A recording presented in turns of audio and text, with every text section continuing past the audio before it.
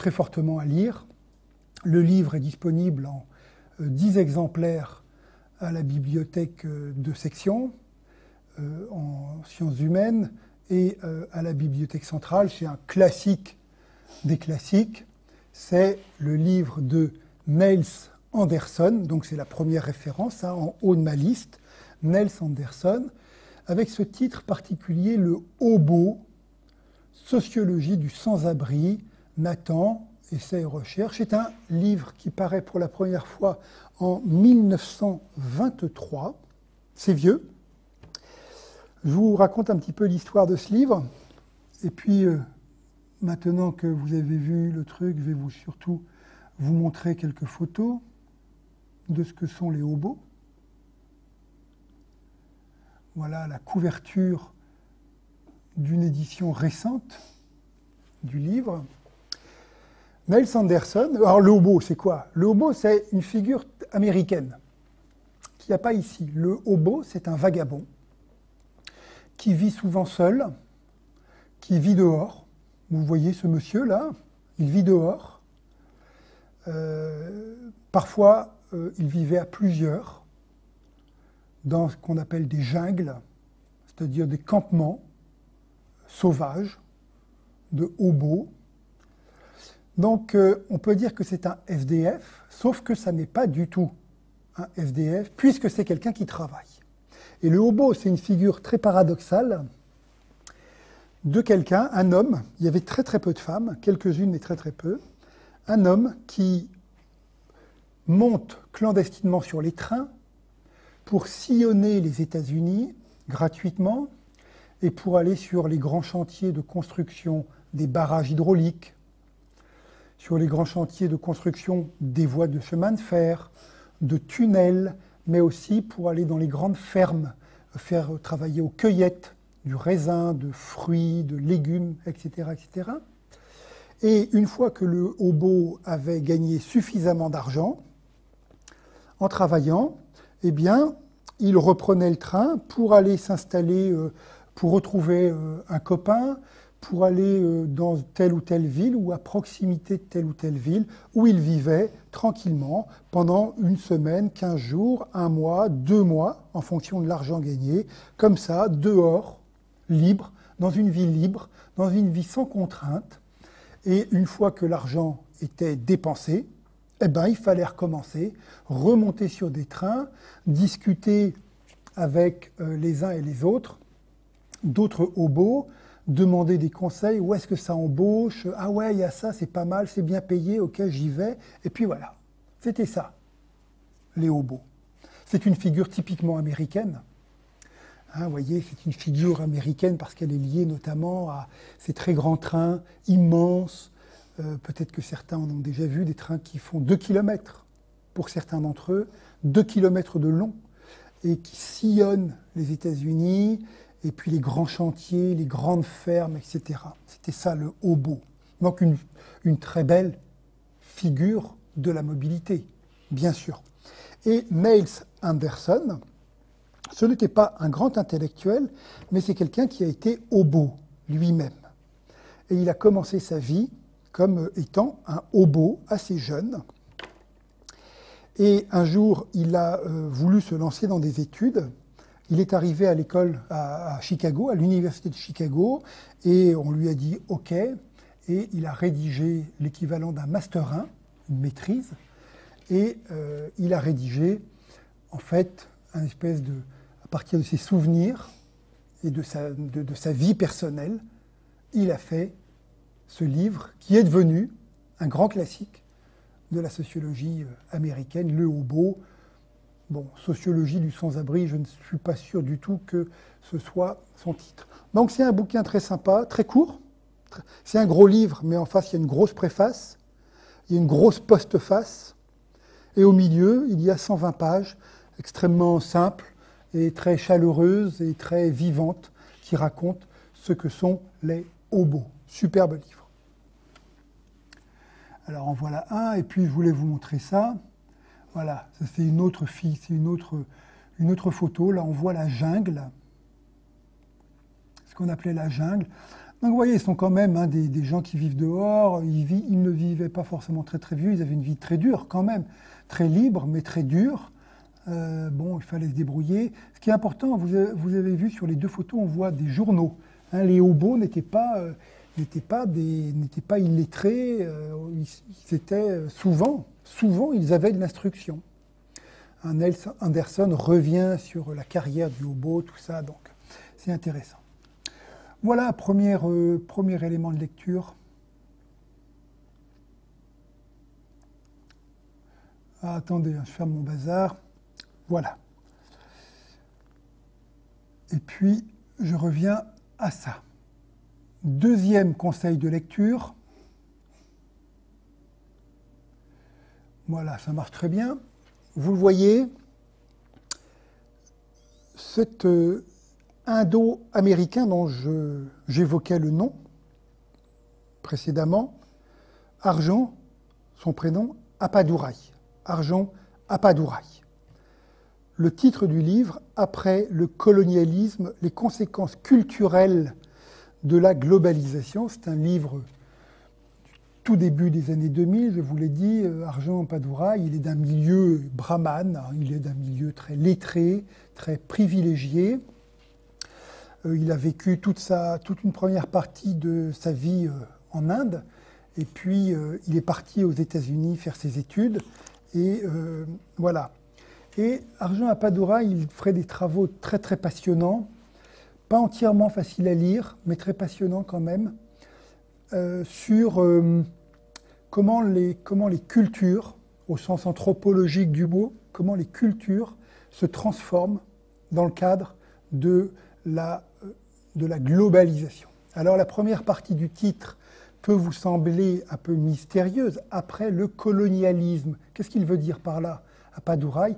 Il veut dire en fait tout simplement après le temps des États fermés sur eux-mêmes.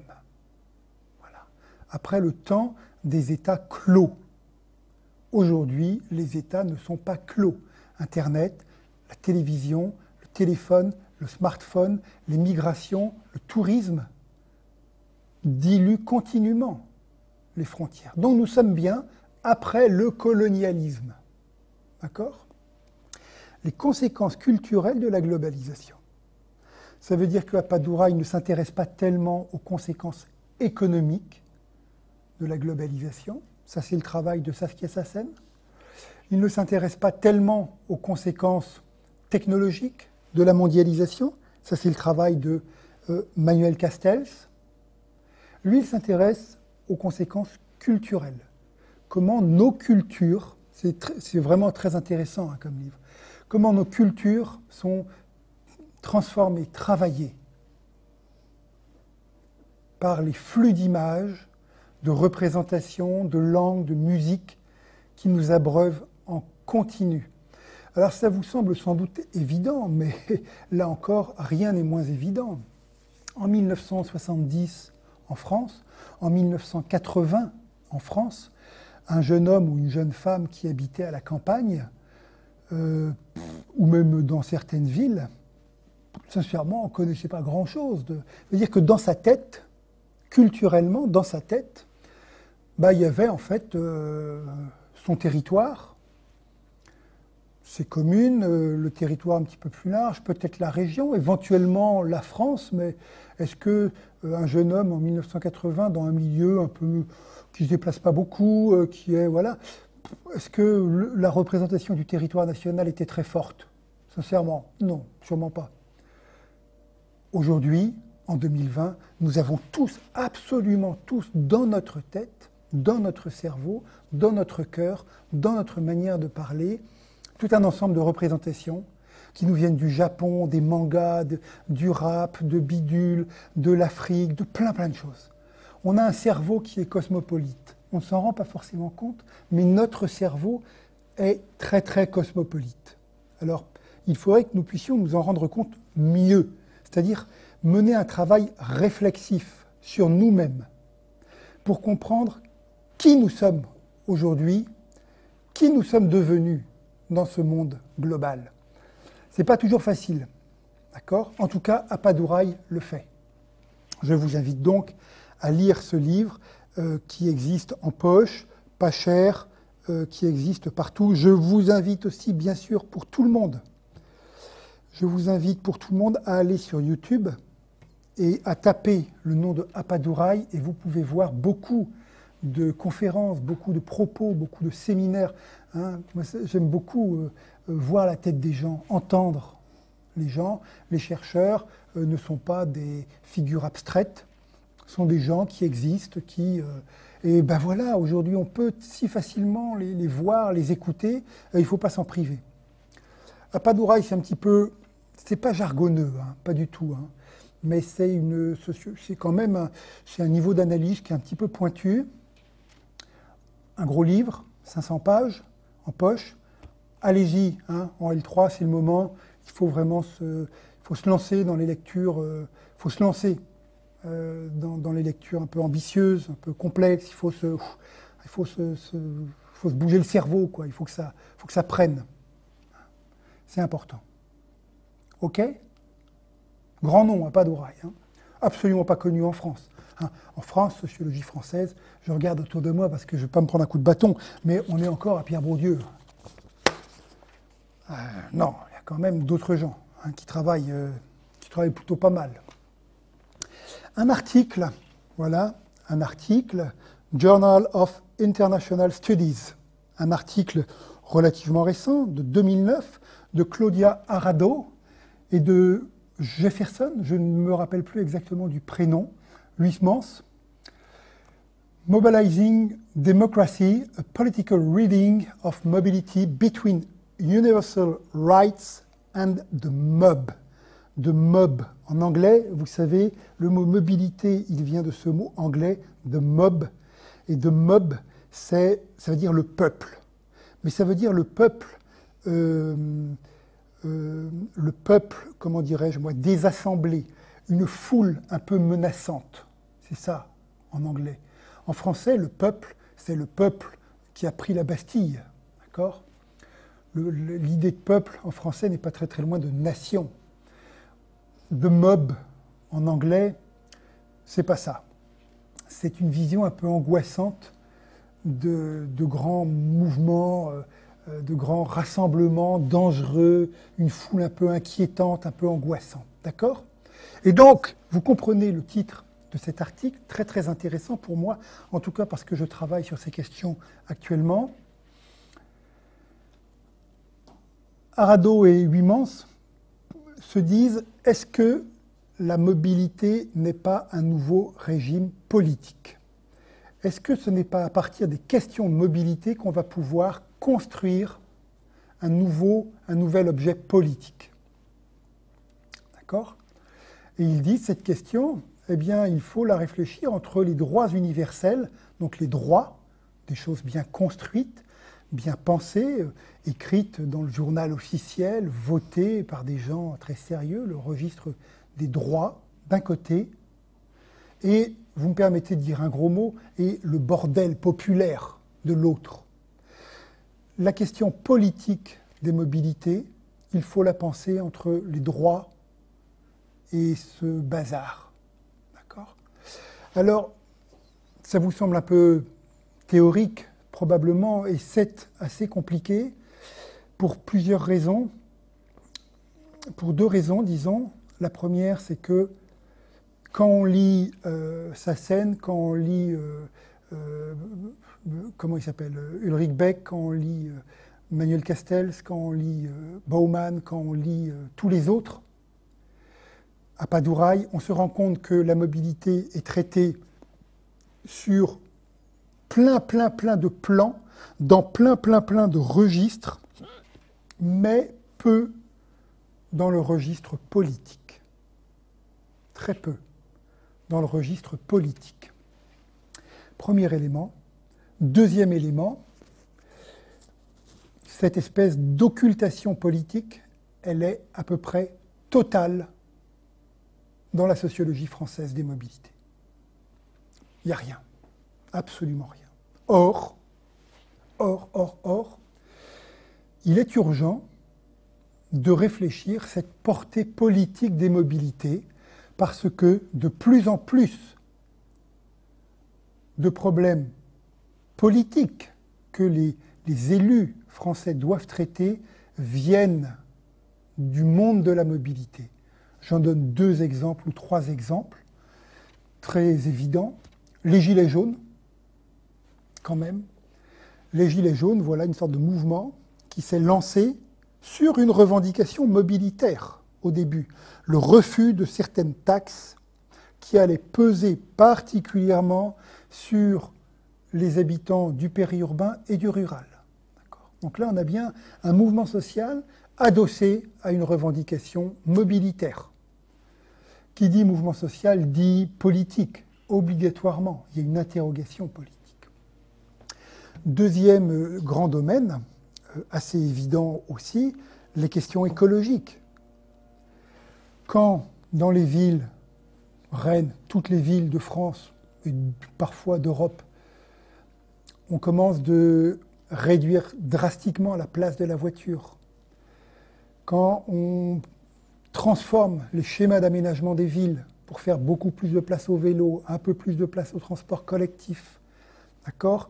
Quand à Paris, par exemple, on condamne des voies très importantes, d'accord ? On transforme la ville et donc on transforme la société à partir de la mobilité. Ce sont des débats politiques, ce sont des questions politiques. Donc la question mobilité politique doit être posée.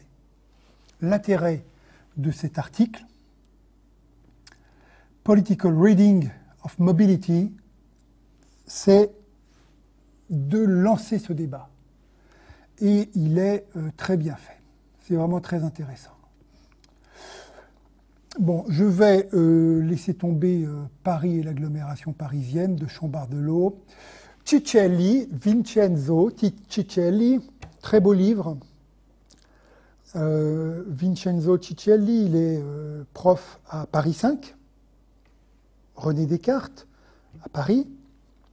Et en 2012, il a publié ce livre vraiment passionnant, dont le titre est « Voyage de formation des jeunes en Europe », livre dans lequel il s'intéresse en particulier aux étudiants qui partent en Erasmus.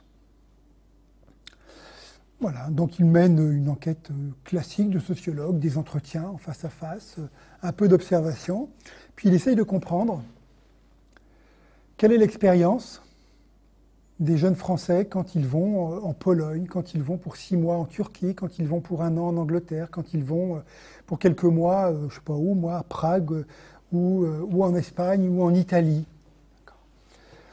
Voilà, comment est-ce qu'on devient un Européen? Qu'est-ce que ça veut dire devenir un Européen? À quel rythme est-ce que ça se produit? Donc, vous voyez qu'en fait, derrière cette question, il y a la question du cosmopolitisme, mais d'un cosmopolitisme qui n'est plus réservé à l'aristocratie, comme c'était le cas au XVIIIe, au XIXe, mais un cosmopolitisme largement partagé, accessible à tout le monde, parce que dans un monde mobile, il est normal de pouvoir circuler, il est normal d'avoir envie d'aller voir ailleurs, et voilà. Donc, un livre sur des expériences quotidiennes de mobilité conduites par des jeunes. Très très bien, aux presses de Sciences Po. Ensuite, un article, à nouveau, d'une revue que vous trouvez à la bibliothèque de sciences humaines, et peut-être à la bibliothèque centrale. La revue est la suivante, Hommes et Migration. Hommes et Migration, très belle revue. Un article de 2002, un article de quelqu'un que je connais un petit peu, qui s'appelle Dana, c'est une femme roumaine, mais installée depuis longtemps en France, Dana Diminescu, et qui a fait un article, et plusieurs, autour de cette question, qui est celle du migrant connecté. Le migrant connecté. Alors le titre de son article, l'usage du téléphone portable par les migrants en situation précaire. L'usage du téléphone portable par les migrants en situation précaire. On est à l'interface entre 2 des domaines que j'évoquais précédemment, la sociologie des migrations et la sociologie virtuelle puisque téléphone portable. Et Dana, elle montre quelque chose de très intéressant. Elle montre qu'il n'y a pas si longtemps que ça, là encore, je reviens toujours à mes phasages un peu bidons, on va dire en 1970, en 1980, les migrants, quand ils se lançaient dans la migration, ils partaient en quelque sorte tout nus, sans téléphone portable en tout cas. Et puis, ben voilà, ils n'avaient pas de papier, très peu d'argent, un baluchon, les enfants, et puis bon, ils voyageaient comme ils pouvaient. En tout cas, ils étaient sans lien avec leur base de départ, sans lien avec leur base d'arrivée, et puis sans ressources d'aucune sorte. Et Dana Diminescu dit, le téléphone portable a tout changé à la migration. Parce que, et on le sait maintenant, parce qu'on voit ce qui se passe en Méditerranée, etc., les migrants ont souvent rien, pas de papier, pas d'argent, de pauvres baluchons, mais ils ont un téléphone portable, ils ont un smartphone. Alors pas tous, évidemment. Le smartphone, des fois, est une ressource collective, mais en tout cas, dans les groupes, il y a un smartphone, ou deux, ou trois. D'accord ? Il y a des opérateurs qui permettent de donner des forfaits data, etc., etc. Et avec ces smartphones, eh bien, les migrants, d'où qu'ils viennent, réussissent à garder un lien avec le point de départ, et donc ils peuvent donner des nouvelles à la famille qui est restée sur place. Ils peuvent prendre des nouvelles de la famille qui était sur place, qui est restée sur place. Ils peuvent donner des nouvelles et prendre des nouvelles des gens qui les attendent à destination. Ils ne partent jamais comme ça. D'accord ? La migration, c'est une aventure collective, toujours. Donc ils peuvent donner, ils peuvent prendre des nouvelles et puis dire « Allô, ouais, j'en suis là, peut-être que je vais arriver vers tel moment, vers telle période, etc. etc. » On prépare les points de chute.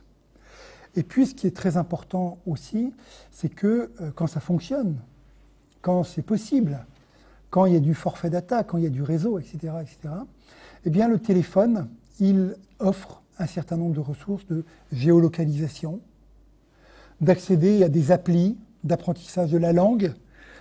Arrivé en France, le téléphone permet de se repérer en ville, permet de repérer un hôpital, permet de repérer un dispensaire, permet de repérer des endroits dans lesquels on va pouvoir trouver des vêtements, etc., etc.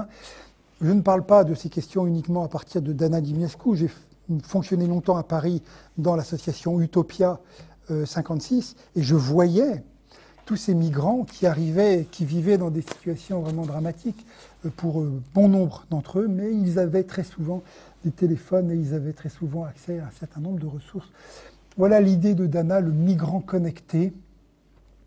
Elle a fait plusieurs articles là-dessus, c'est tout à fait intéressant. Je passe le travail d'Isaac Joseph, et puis j'en viens maintenant à un livre que je vous conseille de lire. La dame s'appelle, je ne sais plus comment, le S c'est celui d'une femme, je ne me rappelle plus de son prénom. Non, c'est pas Sylvie, mais bon, voilà, en tout cas, Madame l'Allemand. Et elle a publié chez l'Harmattan, en 2010, c'est assez récent, un livre qui est vraiment superbe, sur les routards en Asie, ethnologie d'un tourisme voyageur. Un très beau livre, très bien fait, une enquête de terrain. Madame l'Allemand est partie elle-même en Asie, elle est partie elle-même en routard, pour rencontrer des étudiants, des gens qui travaillent aussi, des jeunes, globalement, des gens relativement jeunes, qui vivaient cette expérience très particulière du routard. Partir en sac à dos, sans savoir forcément très bien où on part, ni pour combien de temps, ni pour quoi faire, ni avec qui, ni ce qu'on va rencontrer comme situation, etc. Une espèce d'aventure. Donc je le disais tout à l'heure, une aventure construite sur l'idée de la mise à l'épreuve de soi. Mais ce qui est très intéressant dans ce livre, Routard en Asie, c'est que l'allemand montre que la mise à l'épreuve aujourd'hui, elle est un peu frustrée, un peu brimée, un peu contrainte, parce que les routards partent loin en se disant que ça va être la grande aventure. Ils vont vivre une grande aventure de mise à l'épreuve d'eux-mêmes, mais en réalité, dans le monde globalisé, quand on est au Cambodge, eh bien, on part avec le Lonely Planet, ce qui est moyennement exotique, avec son téléphone portable et WhatsApp, c'est pas très exotique. Et puis, comme on a tous le même Lonely Planet, on se retrouve tous dans les mêmes spots touristiques, tous dans les mêmes hôtels, ou dans les mêmes auberges, ou dans les mêmes restos, ou dans les mêmes... Bon, bref, l'exotique est mort, ou l'exotique est en train de finir de mourir.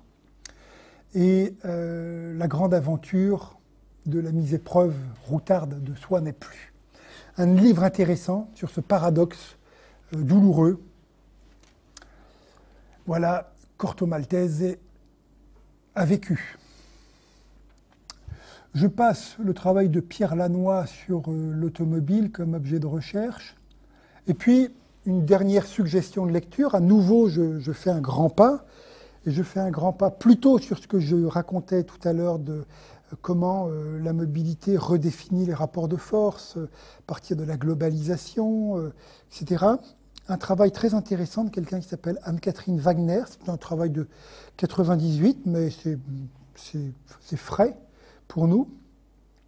Anne-Catherine Wagner, Les nouvelles élites de la mondialisation, une immigration dorée en France, un beau livre sur les cadres internationaux, ce monde des cadres internationaux, ce monde des gens, cadres, hommes, femmes, qui travaillent dans de grands groupes, privés et publics, et qui sont promenés, parce qu'ils le veulent bien, mais qui sont promenés à travers les pays, par les sociétés pour lesquelles ils travaillent, au rythme de 3 ans au Canada, hop, on bouge, 3 ans aux États-Unis, 3 ans en France, 2 ans en Italie, etc., etc. Vous voyez à quoi je fais référence. Donc les nouvelles élites de la mondialisation, et Anne-Catherine Wagner a fait une enquête de sociologue de base, une bonne enquête, et elle raconte les côtés dorés de cette population. Là, je disais, il y a beaucoup d'ethnologie des communautés mobiles. Là, on a une ethnologie d'une communauté mobile, ethnologie des communautés mobiles.